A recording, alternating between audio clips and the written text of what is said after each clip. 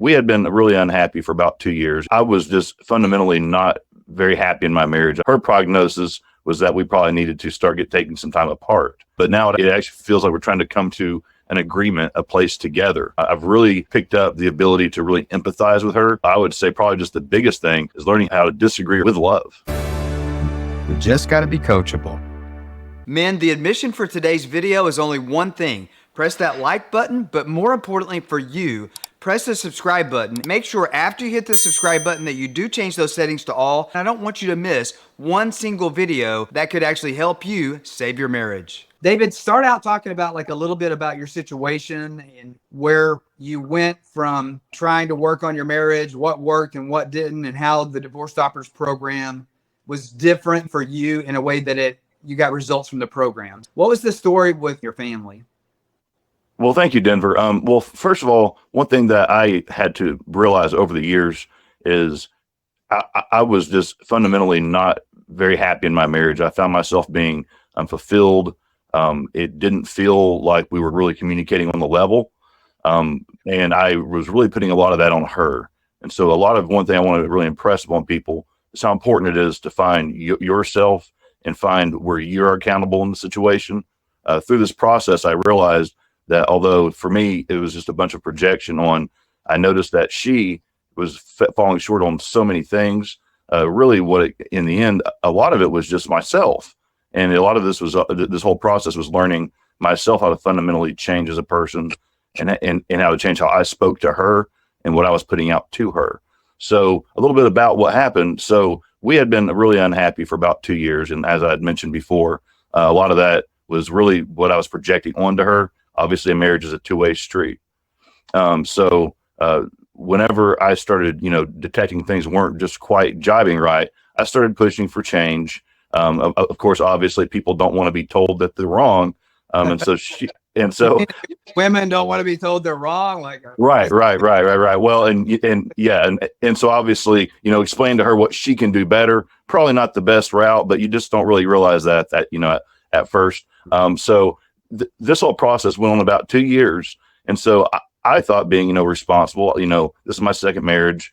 I really want to make sure that I do it right this time. I don't want to be back out there in the marketplace. We have kids together. And so I decided, like anybody else, let's go to the marriage counselor route. Well, I went to this traditional marriage counselor, PhD, very smart lady. But, I basically dumped an entire college degree into this person. And we started talking. We did this for about a year. And then what do you mean you dumped a college degree into it? Like the information you gave or? No, a college degree worth of paying. This lady, her certifications did not come cheap. And so it's money. I see. Okay. Absolutely. Incredibly expensive, incredible large time dump. And of course, doing this traditional route that she does, she basically came to the conclusion as we started talking and doing all these traditional classic exercises that there was some fundamental compatibility issues. So what I was going there for was to fix my marriage and to save it. And what she was really trying to do is assess how compatible we were. And so unfortunately, her prognosis was that we probably needed to taking some time apart, which of course was the opposite of what I was trying to do. And so it really felt like it actually almost drove a wedge in between the process between what I was trying to get my wife and I back to the same place. So let me ask you a question. Sure. You were a client, you hired this doctor as a psychologist or counselor to help you mend your marriage, and her prognosis analysis of that situation. So you're the client, and supposedly you hired this lady to give you skills to mend your marriage, and she actually is recommending separation or divorce. Right. And it was almost like she didn't want to give me the skill. It was almost like she was watching me, almost like I'm some sort of an experiment, and she's using her skills, but she's not giving me any. I've heard this actually a lot. And I'm just curious if your situation was the norm of what I typically hear. What I hear a lot of times in this, not to be making this about female sex or male sex, but I hear it seems like more often if people seek a marriage counselor or a doctor, a doctor of psychology that's doing counseling, where they'll ultimately recommend that you're incompatible. They recommend a divorce. And it seems like I see that that's more a trend when you have a woman counselor, where they might have a tendency to listen to the problems and focus on the problems and talk about the problems, because that's so fun talking about your problems. I Right. know I went through 2 years of that myself, but where maybe they're projecting that on their past lives as women counselors, and they'll seems like sometimes they maybe have a tendency, not even knowingly, to take your partner's or your wife's side and kind of like it's two against one. Was that how it was in yours, or was it kind of different than that? I'm just curious. No, that absolutely resonates with me. I think maybe it just comes from maybe a genuine need to want to help and advocate for the woman, Yeah. which I understand and I totally respect. But Right. we're getting off topic of trying to give us the tools, try to mend this, not try to diagnose whether or not this even needs to be a thing, because So that's not why I'm there. that makes sense. So you hired her saying, I need help. And then it sounds like maybe that with good intentions, she projected onto your wife a victim. And instead of trying to coach you guys, which is what I do, on how to mend the marriage, it was more so how to help her get out of it instead of teaching you guys on how to make it work. Right. Right, right. And like I said, this took a whole year process, and ultimately, sadly, at the end of that, about a year later, I come home one day, and of course, she has all these ideas in her head. She has all these thoughts, and I come home, and the kids are gone, and she's packed up, and she's telling me that she's actually been talking to somebody else for a few months. And this was a year after you guys stopped seeing the marriage. Correct. Mm-hmm.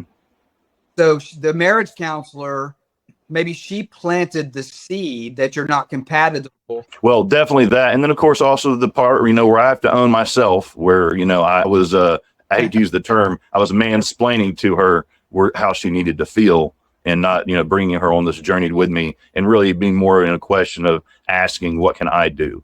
Where am I falling short? So you didn't get the skills from the counselor, No. doctor that should be trained to give you those skills on how to open up safe communication with your wife. So ultimately, now your wife didn't actually have an affair, but she was talking to somebody else. And that's, the affairs are common. And so we're just talking to somebody else. But typically when that happens, if the husband doesn't provide an emotionally, psychologically safe environment where the woman can actually say what's on her heart without fear of criticism, they will just by nature find that in somebody else. And it seems like, is that kind of maybe what happened a little bit in that scenario, that your wife was talking to somebody and you come home and she's gone, packed up, the kids were gone? Absolutely. I really feel like instead of being able to train this Neanderthal here how to act properly, I was just basically being treated that was my nature, and that was, and so sadly, instead of being able to open up and find out and probe properly with what she needs, I was just basically treated as an other by this program and by this other psychologist, and ultimately by my wife. If I remember correctly, you actually found a different marriage course that you Yes. tried also.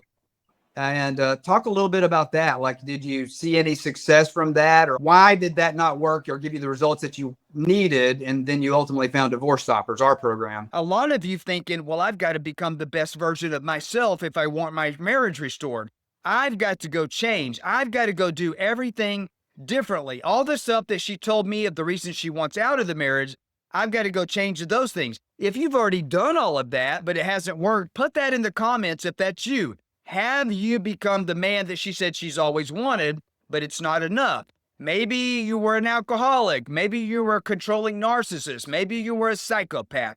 Maybe you were verbally abusive. Maybe you weren't intimate with her. Maybe you didn't value her opinion. But now all of a sudden, you do all of those things, but it still hasn't worked. Here's the question. Put in the comments if you have realized that that's not enough. You changing is a beautiful thing, and that's probably a requirement. Yeah. But it's not going to be enough to save the marriage if she has confirmation bias. Yeah. You've got to lead her to change. If I remember correctly, you actually found a different marriage course that you Yes. tried also. And talk a little bit about that. Like, did you see any success from that, or why did that not work or give you the results that you needed? And then you ultimately found Divorce Stoppers, our program. Well, so obviously, with all these algorithms that are out there online, you're at home, you're on the internet, you're typing in all this stuff, asking about cheaters and rebounds and therapy. And of course, Google and everybody picks up on that. And all of a sudden you start getting all kinds of things in your social media feeds. And so one of these actually found me. And so it was just one of the more, I guess, graphically appealing. But I went on there, and it was more of a Lone Ranger style program. Do it all yourself. Take control of your own life. And the guy really did have a lot of good tips. Much like yourself, he was another male, and he could really relate to me, which was nice. But the problem was where it ended up failing for me was I got a whole bunch of good tips, but just like my previous attitude of being the Neanderthal, the bull that was going to come in here and fix my marriage, he really kind of empowered that aspect of it. But of course, when it comes to relationships, a lot of this is reciprocity.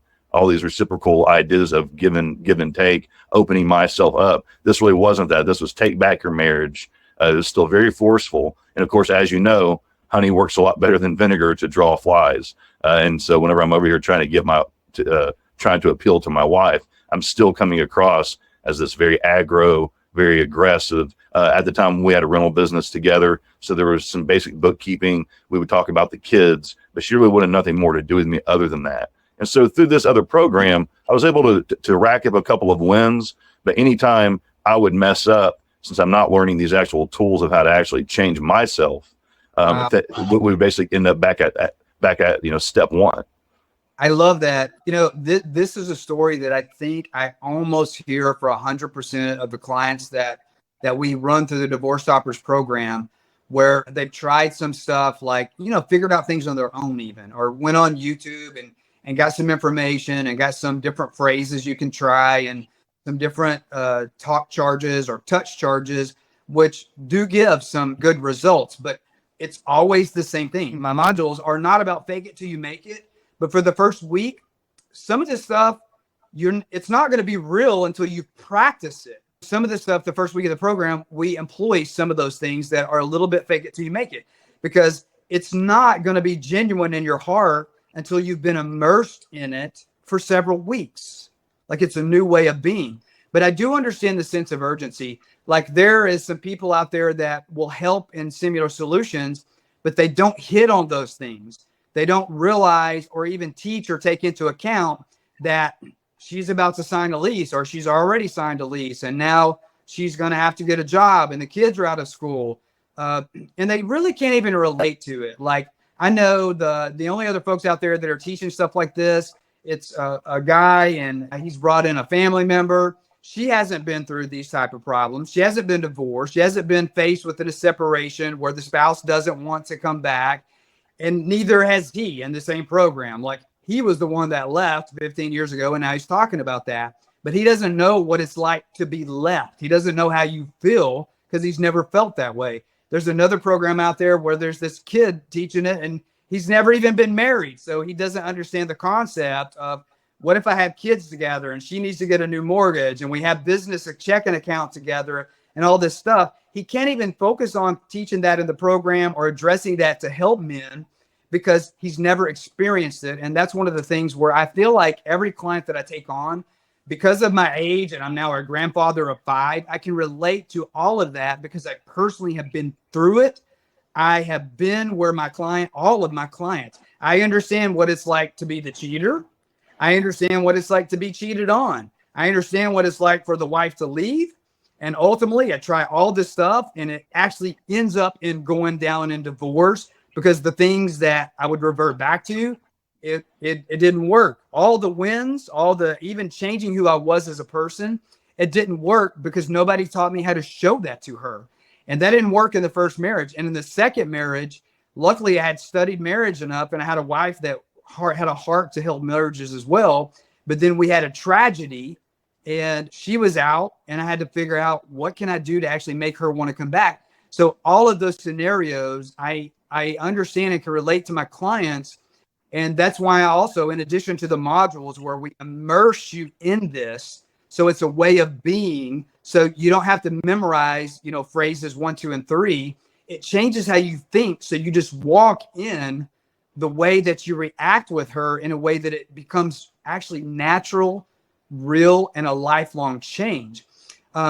But because of these unique situations that we're talking about with divorces and these long-term relationships and the financial stuff that goes with it and the stuff that can forever alter the course, even if you do stay married, if these changes keep moving in that direction for too long, that's one of the reasons that I do and have availability on my calendar for my clients, where if there's something that you're going through where you need a question answered right now, and you can't wait for that to come up in the module, like maybe that's in week 2, 4, 5, 6, 7, that I allow my clients to actually schedule one-on-one calls with me.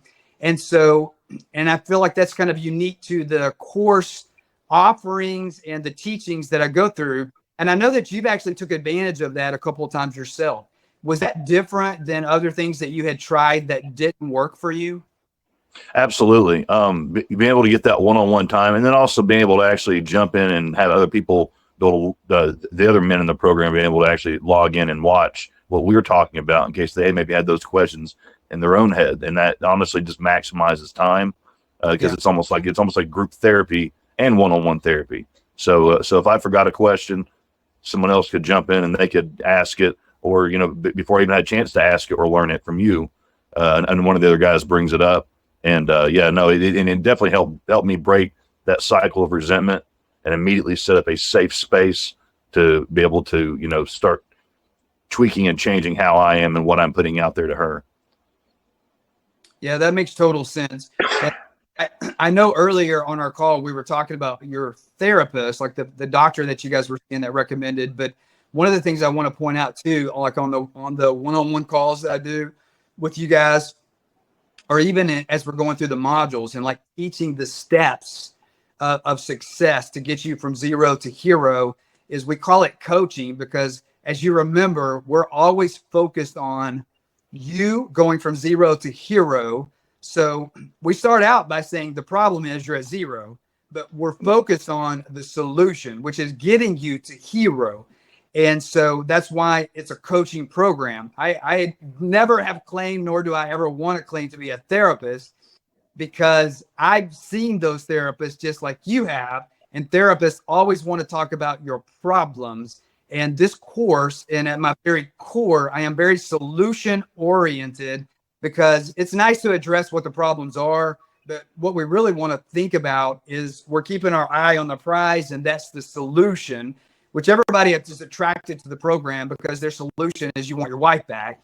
But we kind of pivot on, if you want your wife back, the solution to that is, let's set your eye on the new prize. Let's make you a different man, and the man that forever alters and changes. I stand for something called legacy and connection. That's my stand in my life for this season. And I know that when I help a client, like when I've helped you, you have children and you have a stepdaughter, that in helping you save your relationship, you are now leaving a legacy of marriage that works for your children, instead of continuing to leave a legacy of brokenness, heartache, and divorce to your children. And so I just think that's very encouraging to children. But I've actually had from so many of my clients talk about their children's lives are changed, because it's so encouraging to the children to see mom and dad, or mom and stepdad, even if you mess up your first divorce, to actually see it work in a second one, knowing that there was problems. And then, do you know how many adult people are in therapy today about they have made an inner vow to themselves that they'll never get married because they saw mom go through 3 marriages that failed, and they're in therapy over that. And their therapy could have just been fixed if mom would have got with a coach that taught her a new way of being, so she would stop making those same mistakes.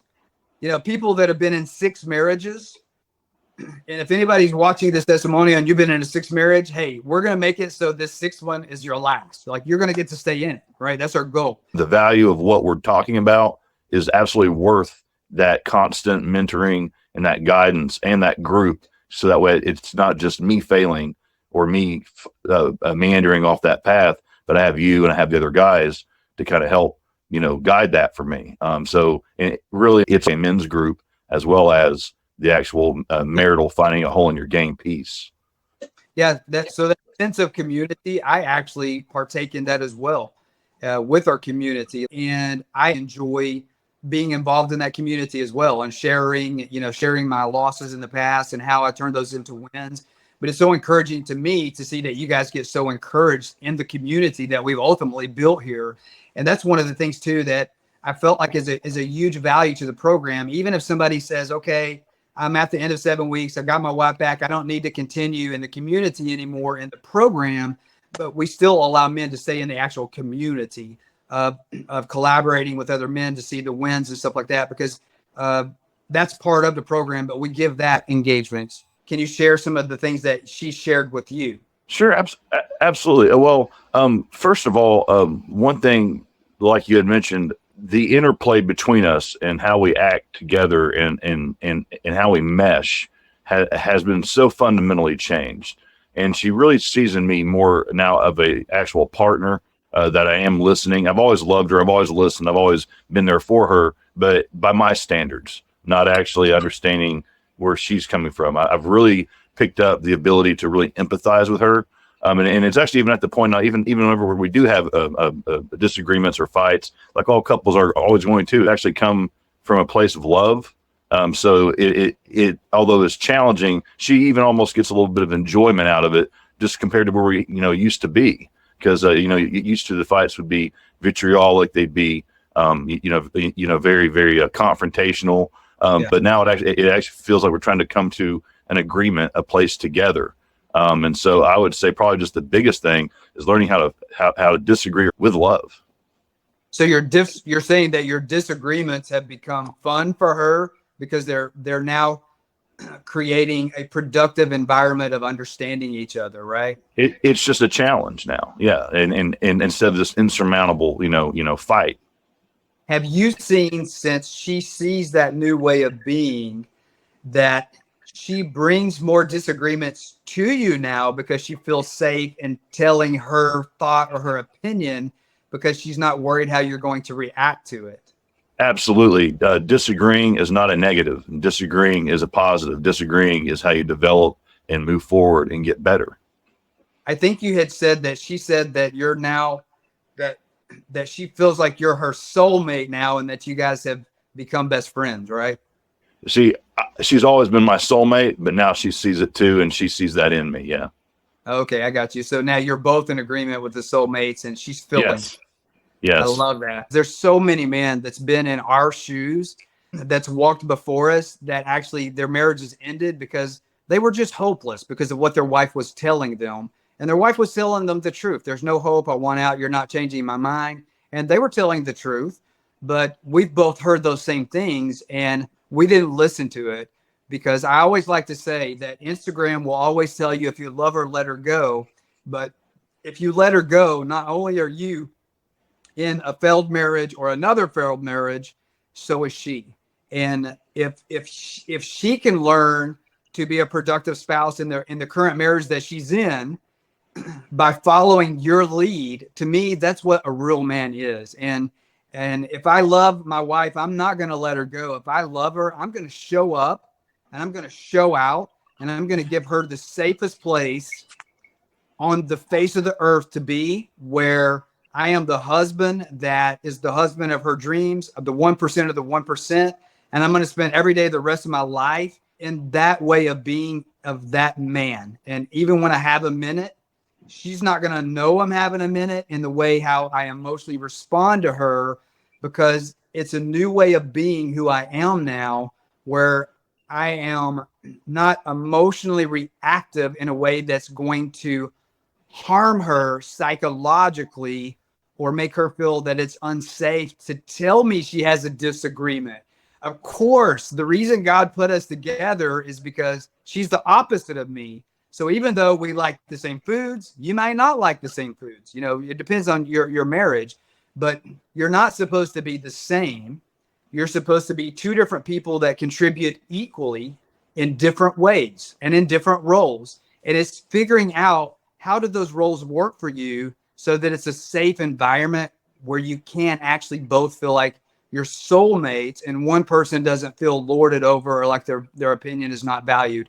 And so many marriages struggle with the wife really cares what he wants and she really cares what he wants, but the relationship turns into critical. Facebook would call it toxic, but I love it when I take on a client that has a toxic relationship because those are the funnest to fix. Those are the biggest success stories when there is no hope and you can kind of let go of that psychological thinking that you're defeated already and realize that it's actually easy. It's easy. People kind of get, I don't know, like they don't understand it when I say that this is easy. Like when we're hurting and there's something that we want that we can't have, we want to psychologically take the hard road because, and we've been ingrained to feel like, well, anything that's worth anything is worth fighting for. Like, and fighting implies that there's hard work involved. This is not hard work. It's easy. Like, this is the easiest journey I've ever helped people take that I took myself. It's the easiest thing I've ever done. When I went through this and did this myself, it was literally the easiest thing I ever did because it's just step 1, step 2, step 3, step 3. And I transitioned into thinking differently. And it was just almost like a miracle before my eyes as I saw it worked. And I started having so much happiness and peace in my inner being because I just knew that it was going to give me a new life that I had really never had that before because I was in a new way of being. And that eventually my wife, like your wife, saw that. And because I loved her enough to figure this out and to become a different person. I remember before I was critical of her because I loved her and I wanted her to have a better life. So I criticized her areas that needed improvement.